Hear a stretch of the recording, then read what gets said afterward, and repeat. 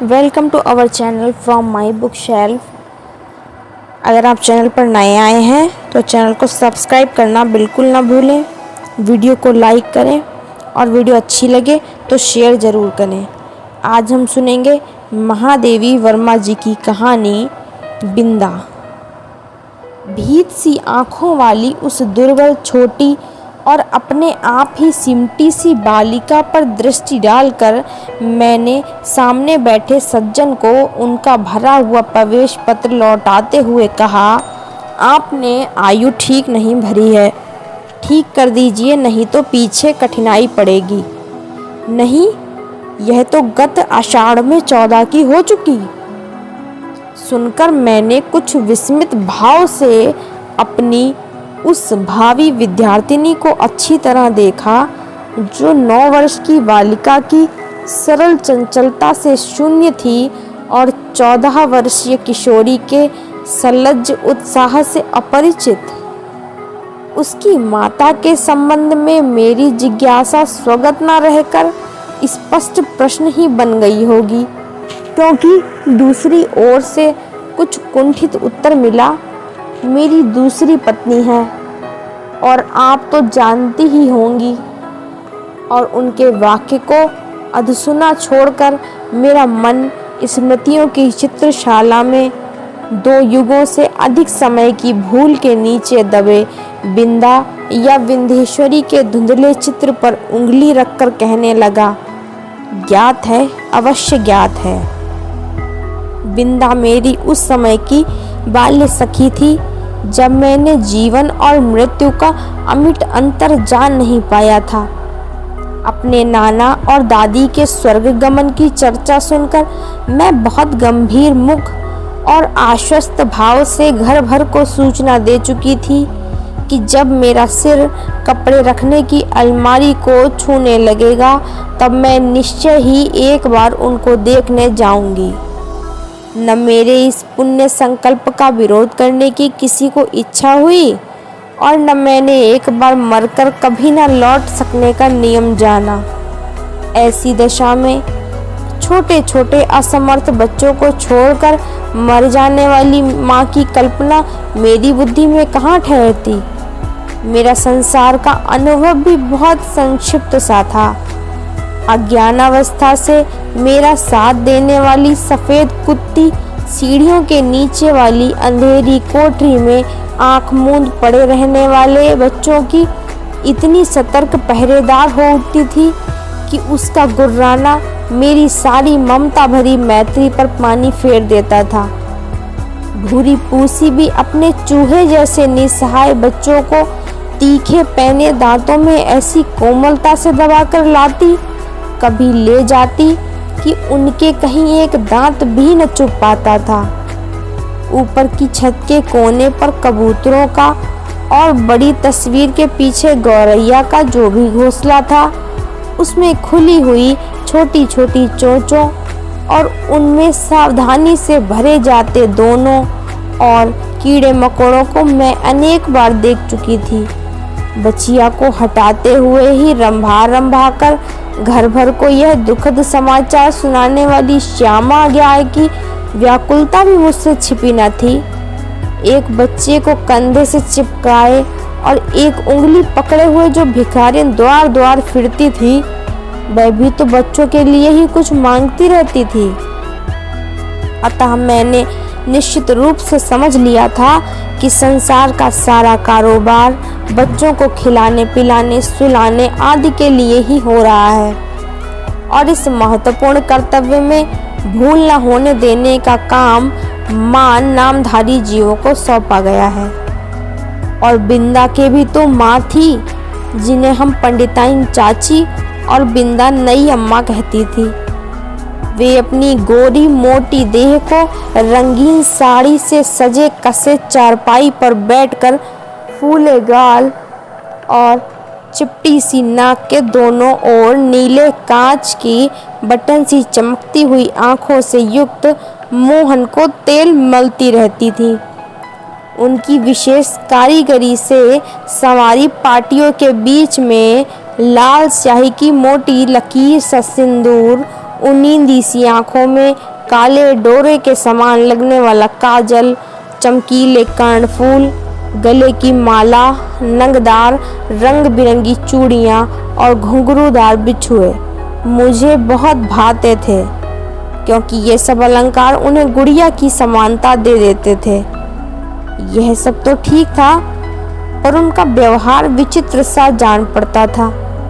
सर्दी के दिनों में जब हमें धूप निकलने पर जगाया जाता था, गर्म पानी से हाथ मुंह धुलाकर मोजे, जूते और ऊनी कपड़ों से सजाया जाता था और मना मना कर गुनगुना दूध पिलाया जाता था, तब पड़ोस के घर में पंडिताइन चाची का स्वर उच्च से उच्चतर होता रहता था। यदि उस गर्जन तर्जन का कोई अर्थ समझ में ना आता तो मैं उसे श्याम के रंभाने के समान स्नेह का प्रदर्शन भी समझ सकती थी, परंतु उसकी शब्दावली परिचित होने के कारण ही कुछ उलझन पैदा करने वाली थी। उठती है या आऊं? बैल के दीदे से क्या निकाल रही है? मोहन का दूध कब गर्म होगा? अभागी मरती भी नहीं। आदि वाक्यों में जो कठोरता की धारा बहती थी, उसे मेरा अबोध मन भी जान ही लेता था। कभी कभी मैं जब ऊपर जाकर उस घर की कथा समझने का प्रयास करती तो मुझे मैली धोती लपेटे हुए बिंदा ही आंगन से चौके तक फिरकनी सी नाचती दिखाई देती। उसका कभी झाड़ू देना, कभी आग जलाना, कभी आंगन के नल से कलसी में पानी लाना, कभी नई अम्मा को दूध का कटोरा देने जाना मुझे बाजीगर के तमाशे जैसा लगता था, क्योंकि मेरे लिए तो वे सब कार्य असंभव से थे। पर जब उस विस्मित कर देने वाले कौतुक की उपेक्षा कर पंडिताइन चाची का कठोर स्वर गूंजने लगता, जिसमें कभी कभी पंडित जी की घुड़की का पुट भी रहता था, तब ना जाने किस दुख की छाया मुझे घेरने लगती थी। जिसकी सुशीलता का उदाहरण देकर मेरे नटखटपन को रोका जाता था, वही विंदा घर में चुपके चुपके कौन सा नटखटपन करती रहती है, इसे बहुत प्रयत्न करके भी मैं ना समझ पाती थी। मैं एक भी काम नहीं करती थी और रात दिन ऊधम मचाती रहती, और मुझे तो माँ ने ना मर जाने की आज्ञा दी और ना आंखें निकाल लेने का भय दिखाया। एक बार मैंने पूछा भी, क्या पंडिताइन चाची तुम्हारी तरह नहीं है? माँ ने मेरी बात का अर्थ कितना समझा यह तो पता नहीं। उनके संक्षिप्त हैं से न बिंदा की समस्या का समाधान हो सका, न मेरी उलझन सुलझ पाई। बिंदा मुझसे कुछ बड़ी ही रही होगी, परंतु उसका नाटापन देखकर ऐसा लगता था मानो किसी ने ऊपर से दबाकर उसे छोटा कर दिया हो। 2 पैसों में आने वाली खंजड़ी के ऊपर चढ़ी हुई झिल्ली के समान पतले चर्म से मढ़े और भीतर की हरी हरी नसों की झलक देने वाले उसके दुबले हाथ पैर न जाने किस अज्ञात भय से अवसन्न रहते थे। कहीं से कुछ आहट होते ही उसका विचित्र रूप से चौंक पड़ना और पंडिताइन चाची का स्वर कान में पड़ते ही उसके सारे शरीर का थरथरा उठना मेरे विस्मय को बढ़ा ही नहीं देता था, प्रत्युत उसे भय में बदल देता था। और बिंदा की आंखें तो मुझे पिंजड़े में बंद चिड़िया की याद दिलाती थी। एक बार जब 2-3 करके तारे गिनते गिनते उसने एक चमकीले तारे की ओर उंगली उठाकर कहा, वह रही मेरी अम्मा। तब तो मेरे आश्चर्य का ठिकाना न रहा। क्या सबकी एक अम्मा तारों में होती है और एक घर में? पूछने पर बिंदा ने अपने ज्ञान कोश में से कुछ कण मुझे दिए और तब मैंने समझा कि जिस अम्मा को ईश्वर बुला लेता है वह तारा बनकर ऊपर से बच्चों को देखती रहती है, और जो बहुत सज-धज से घर में आती है वह बिंदा की नई अम्मा जैसी होती है। मेरी बुद्धि सहज ही पराजय स्वीकार करना नहीं जानती, इसी से मैंने सोचकर कहा, तुम नई अम्मा को पुरानी अम्मा क्यों नहीं कहती? फिर वे न नई रहेंगी और न डांटेंगी। बिंदा को मेरा उपाय कुछ जचा नहीं। क्योंकि वह तो अपनी पुरानी अम्मा को खुली पालकी में लेटकर जाते और नई को बंद पालकी में बैठकर आते देख चुकी थी। अतः किसी को भी पदच्युत करना उसके लिए कठिन था। पर उसकी कथा से मेरा मन तो सचमुच आकुल हो उठा। अतः उसी रात को मैंने माँ से बहुत अनुनय पूर्वक कहा, तुम कभी तारा न बनना, चाहे भगवान कितना ही चमकीला तारा बनावे। माँ बेचारी मेरी विचित्र मुद्रा पर विस्मित होकर कुछ बोल भी न पाई कि मैंने अकुंठित भाव से अपना आशय प्रकट कर दिया। नहीं तो पंडिताइन चाची जैसी नई अम्मा पालकी में बैठकर आ जाएंगी और मेरा दूध बिस्कुट जलेबी सब बंद हो जाएगी और मुझे बिंदा बनना पड़ेगा। माँ का उत्तर तो मुझे स्मरण नहीं, पर इतना याद है कि उस रात उसकी धोती का छोर मुट्ठी में दबाकर ही मैं सो पाई थी। बिंदा के अपराध तो मेरे लिए अज्ञात थे, पर पंडिताइन चाची के न्यायालय से मिलने वाले दंड के सब रूपों से मैं परिचित हो चुकी थी। गर्मी की दोपहर में मैंने बिंदा को आंगन की जलती धरती पर बार बार पैर उठाते और रखते हुए घंटों खड़े देखा था। चौके के खंबे से दिन दिन भर बंधा पाया था और भूस से मुरझाए मुख के साथ पहरों नई अम्मा और खटोले में सोते मोहन पर पंखा झलते देखा था। उसे अपराध का ही नहीं, अपराध के अभाव का भी दंड सहना पड़ता था। इसी से पंडित जी की थाली में पंडिताइन चाची का ही काला मोटा और घुंघराला बाल निकलने पर भी दंड बिंदा को मिला।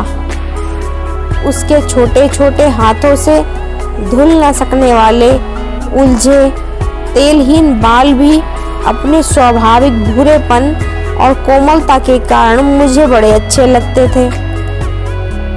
जब पंडिताइन चाची की कैंची ने उन्हें कूड़े के ढेर पर बिखरा कर उनके स्थान को बिल्ली की काली धारियों जैसी रेखाओं से भर दिया तो मुझे रुलाई आने लगी।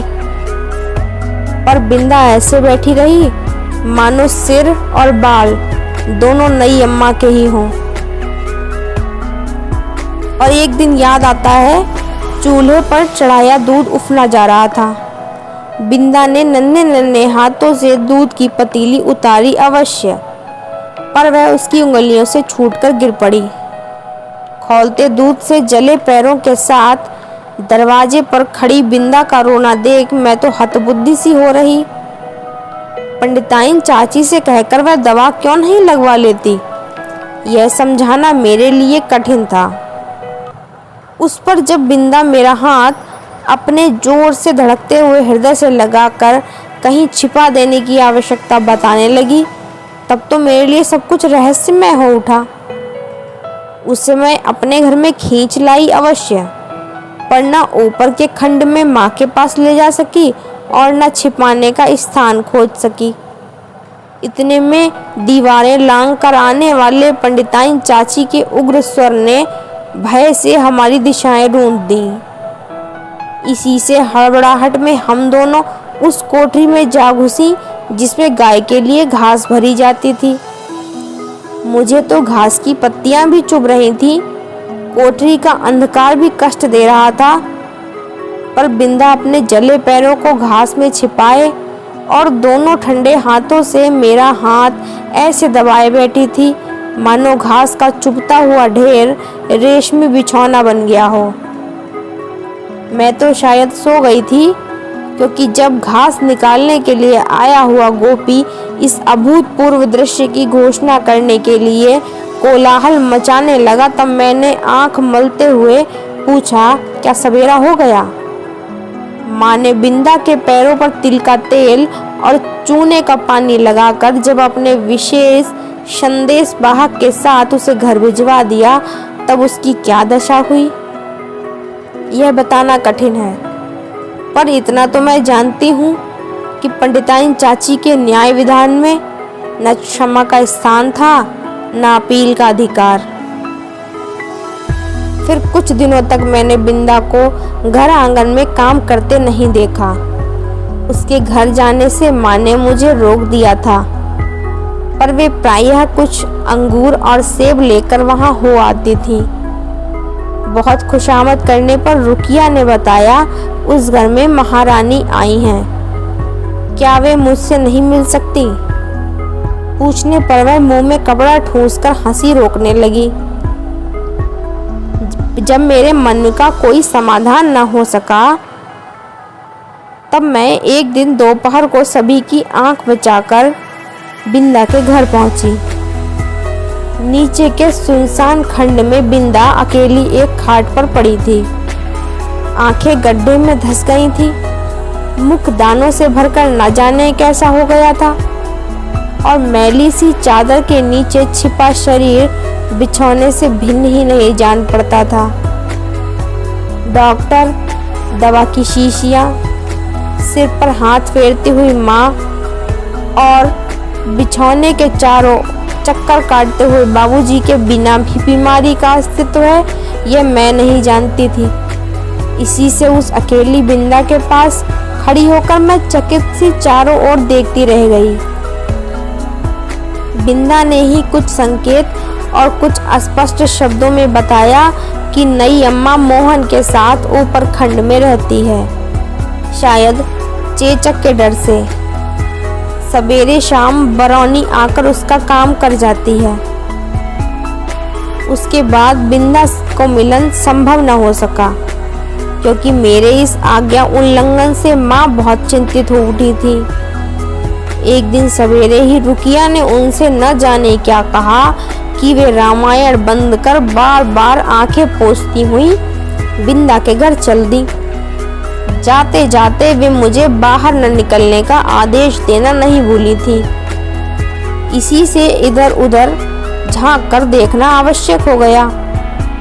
रुकिया मेरे लिए त्रिकालदर्शी से कम न थी, परंतु विशेष अनुनय विनय के बिना कुछ बताती ही नहीं थी, और उससे अनुनय विनय करना मेरे आत्मसम्मान के विरुद्ध पड़ता था।